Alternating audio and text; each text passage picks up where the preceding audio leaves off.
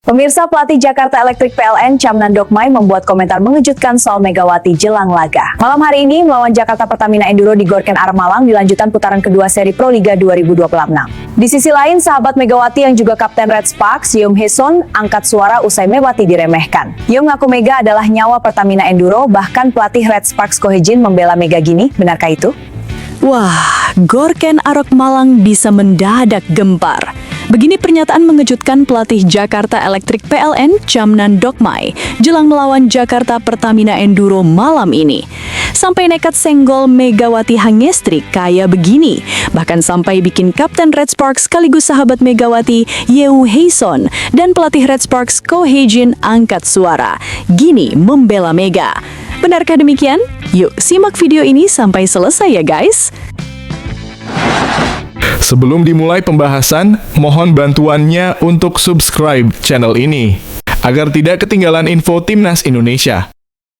Dilansir dari situs web Fiksi Garuda, tepat hari ini, menjelang pertandingan lanjutan Pro Liga 2026 antara Jakarta Electric PLN dan Jakarta Pertamina Enduro yang akan berlangsung malam ini di Gor Ken Arok, Malang, pelatih kepala Jakarta Electric PLN, Camnan Dokmai, membuat pernyataan yang mengejutkan dan kontroversial.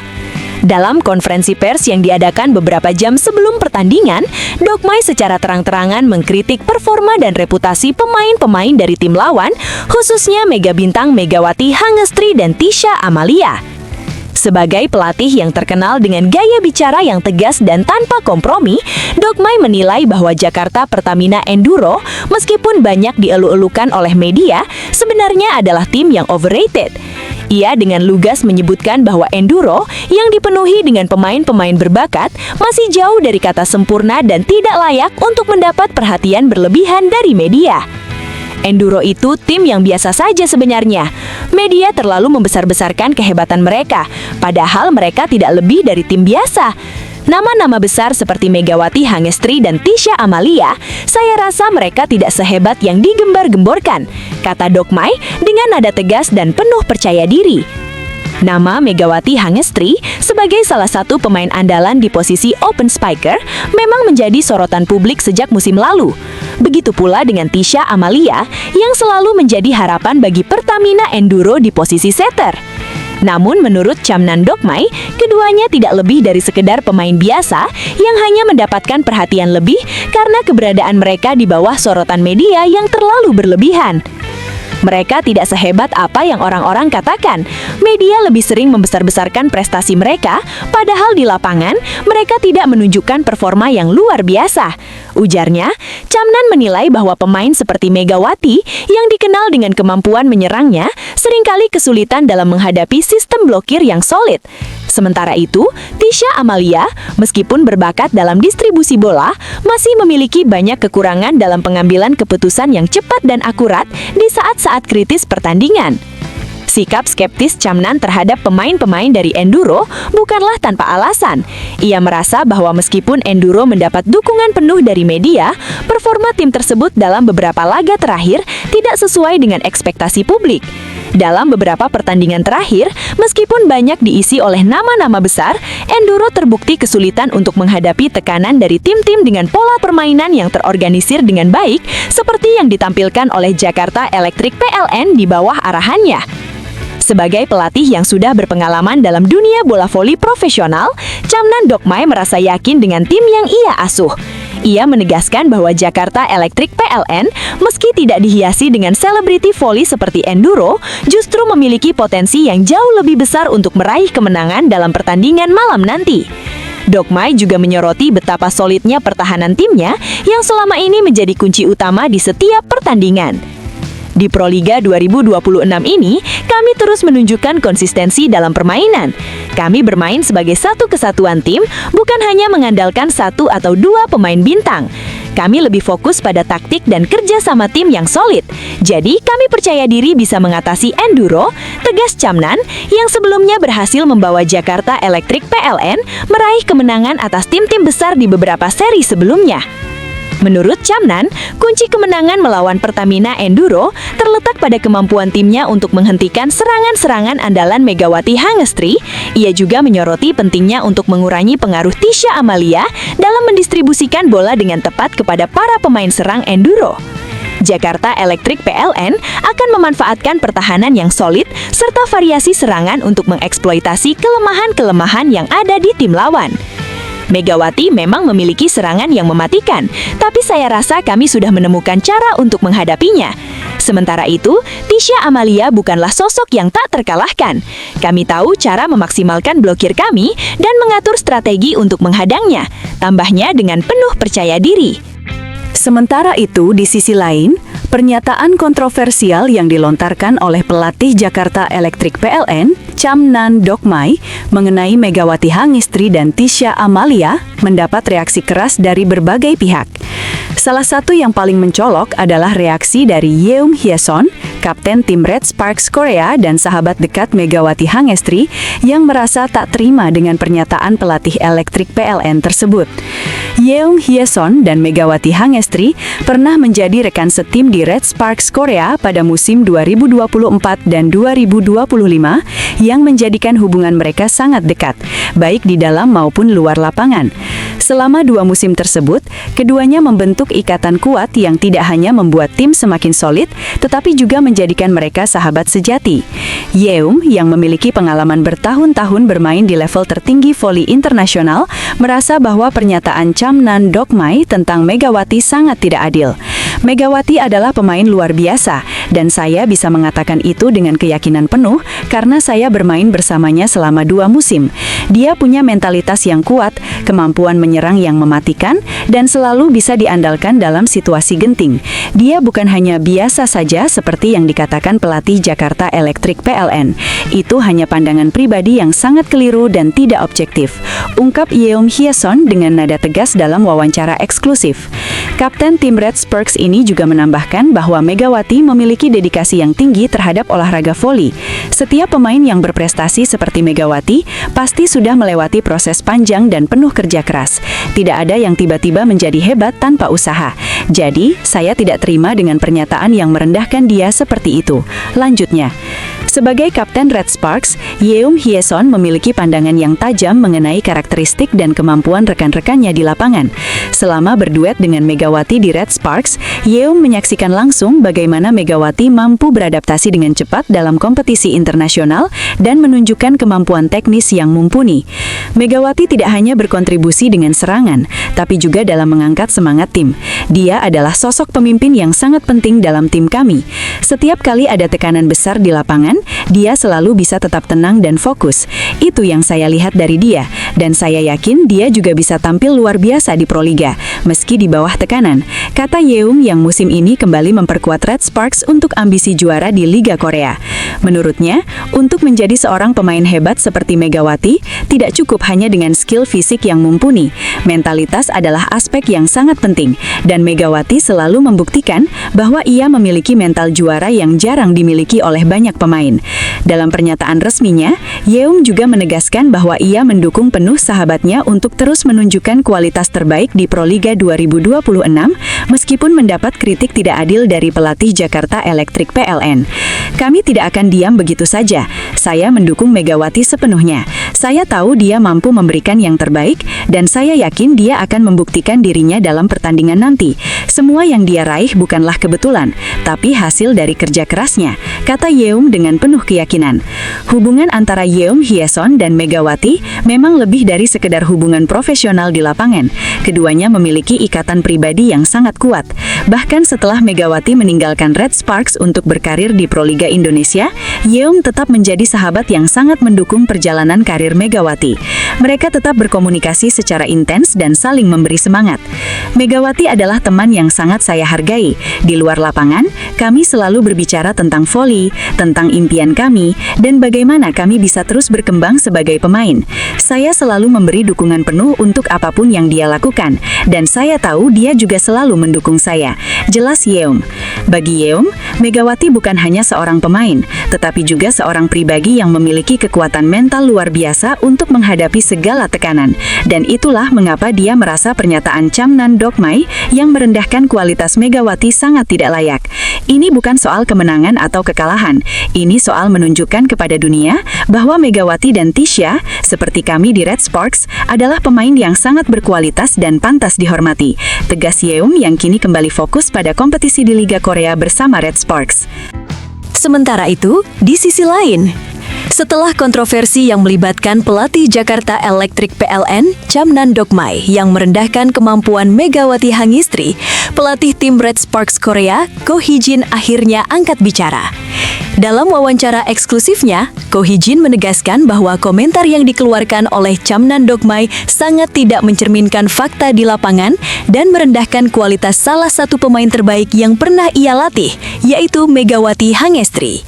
Dalam wawancara dengan media Korea, Ko Hee-jin mengungkapkan penilaiannya tentang Megawati Hangestri yang disebutnya sebagai salah satu pemain dengan potensi terbesar di dunia voli. Saya mengenal Megawati dengan baik, tidak hanya sebagai pelatih, tetapi juga sebagai seseorang yang melihat langsung bagaimana dia berkembang. Dia bukan hanya pemain dengan kemampuan teknis yang luar biasa, tetapi juga memiliki mental juara yang jarang dimiliki pemain lain, kata Ko dengan tegas. Ko menambahkan bahwa pernyataan Chamnan Dokmai yang menyebut Megawati sebagai pemain biasa saja adalah hal yang sangat mengganggu. Pernyataan itu sangat keliru. Megawati adalah pemain yang memiliki kemampuan fisik dan mental yang luar biasa. Dia bisa tampil di level internasional dan sangat dihormati oleh semua orang yang mengenalnya. Untuk menyebutnya sebagai pemain biasa hanya karena dia tidak berada dalam sorotan yang sama dengan pemain lain, itu sangat tidak adil. Lanjut Ko. Pelatih yang sudah memiliki pengalaman lebih dari 15 tahun di dunia voli profesional ini juga menekankan pentingnya menghargai kerja keras para atlet. Setiap pemain berprestasi seperti Megawati harus dihargai atas perjalanan panjang yang telah dilaluinya. Untuk bisa mencapai level tersebut, dibutuhkan dedikasi luar biasa dan perjuangan yang tidak mudah, ujar Ko Hee-jin. Ko Hee-jin mengungkapkan bahwa dirinya tidak terkejut melihat persaingan sengit antara Jakarta Electric PLN dan Jakarta Pertamina Enduro dalam Proliga 2026.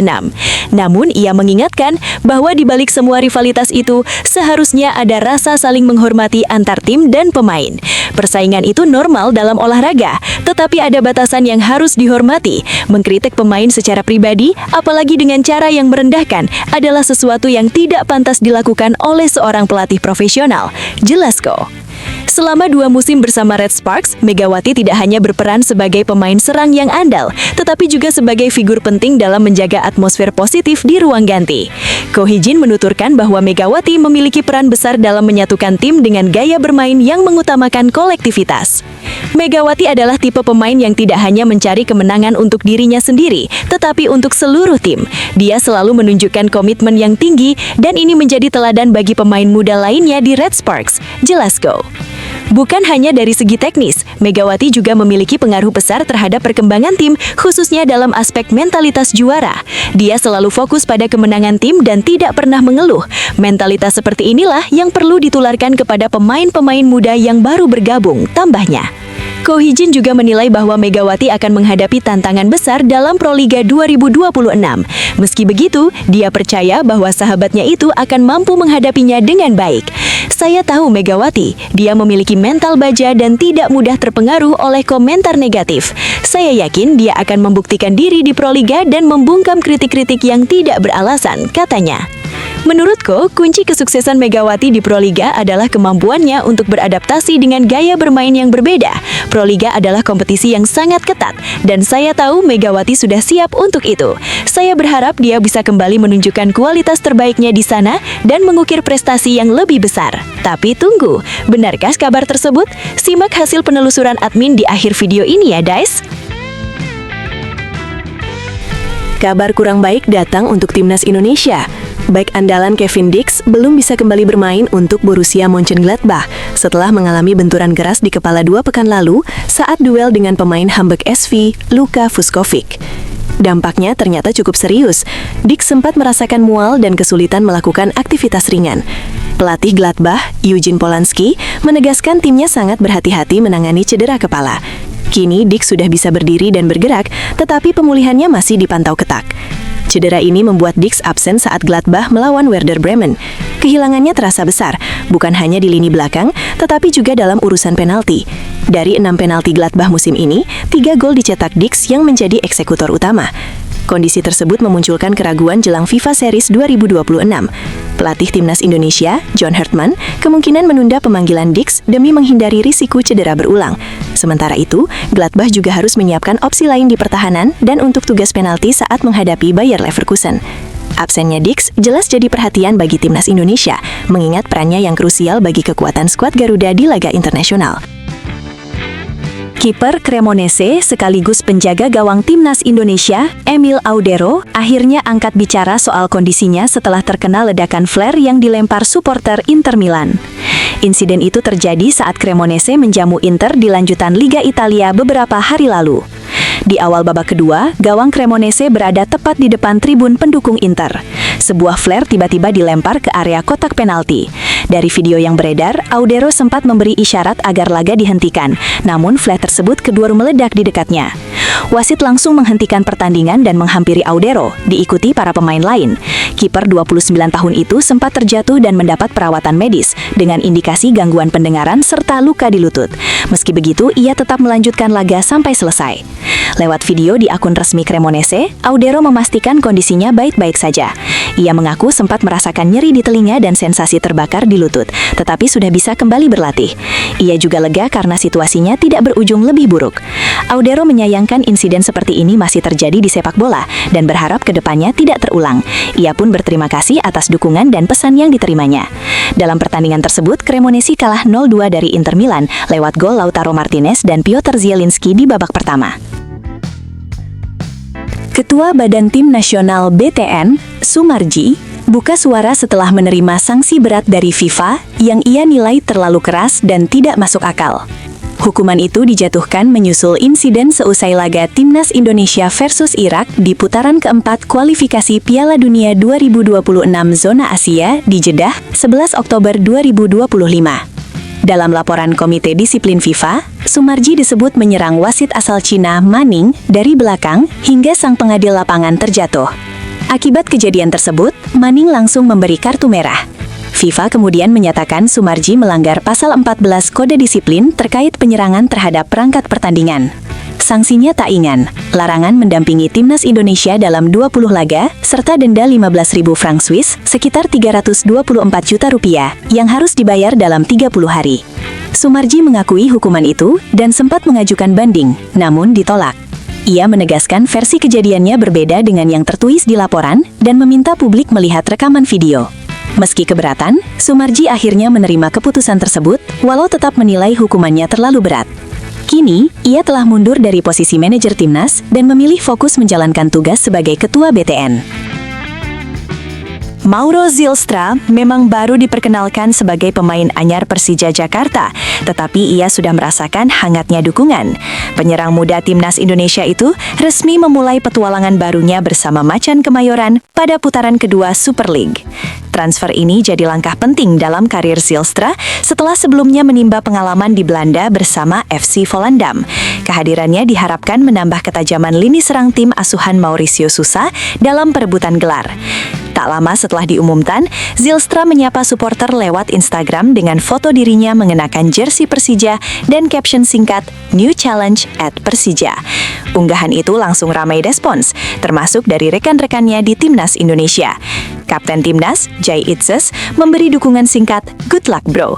Sementara Kapten Persib Bandung, Mark Thok, juga ikut mengucapkan selamat meski akan menjadi rival di Liga. Zylstra yang berposisi sebagai striker tengah sebelumnya terdaftar di skuad Eredivisie FC Volendam meski lebih sering tampil di tim U21. Kini ia fokus penuh di Persija dan mengaku antusias menyambut tantangan baru di ibu kota. Dengan 3 caps bersama Timnas Indonesia, ekspektasi publik terhadapnya cukup tinggi. Jakmania pun menanti debutnya yang berpeluang terjadi saat Persija menghadapi Arema FC pada 8 Februari, sebuah kesempatan awal bagi Zylstra untuk unjuk kualitas. Teka-teki pelatih baru Timnas U17 Indonesia mulai menemui titik terang dengan munculnya nama Kurniawan Dwi Yulianto. Kabar ini mencuat setelah Indra Syafri mengunggah ucapan selamat kepada Kurniawan sebagai pelatih kepala Timnas U17 melalui WhatsApp Story, Rabu 4 Februari 2026. Informasi tersebut kemudian dikonfirmasi Ketua Badan Tim Nasional atau BTN, Sumarji. Ia menyebut Kurniawan memang diproyeksikan menjadi pelatih Timnas U17 ke depan. Meski begitu, dalam waktu dekat posisi pelatih kepala masih dipegang Nova Arianto untuk agenda uji coba melawan Cina. Dua laga tersebut akan digelar di Indomilk Arena, Tangerang, pada 8 Februari 21.00 WIB dan 11 Februari 2026 18.30 WIB. Dalam periode ini, Kurniawan akan mendampingi Nova sebagai bagian dari proses transisi. Kurniawan, 49 tahun, dikenal punya jam terbang tinggi. Ia pernah menjadi asisten pelatih di Borneo FC serta berbagai level Timnas Indonesia, termasuk U23 dan U20. Ia juga terlibat dalam keberhasilan Timnas U23 meraih emas SEA Games 2023 sebagai asisten Indra Syafri. Selain itu, Kurniawan sempat menjabat Direktur Teknis PSPS Riau sebelum mundur pada September 2025. Pengalaman internasionalnya mencakup peran sebagai pelatih kepala Sabah FC di Malaysia dan asisten pelatih Como U19 di Italia. Dengan rekam jejak tersebut, kehadiran Kurniawan diharapkan membawa warna baru bagi perkembangan Timnas U17 Indonesia, terutama dalam persiapan menuju Piala Asia U17 2026. Setelah ditelusuri oleh admin, berita pertama tadi hanya karangan ya guys. Tujuannya untuk edukasi penonton karena mulai marak berita karangan yang menyebar di YouTube. Penulis juga sudah memperingatkan agar hati-hati sebelum menyebarkan video ke teman di Korea.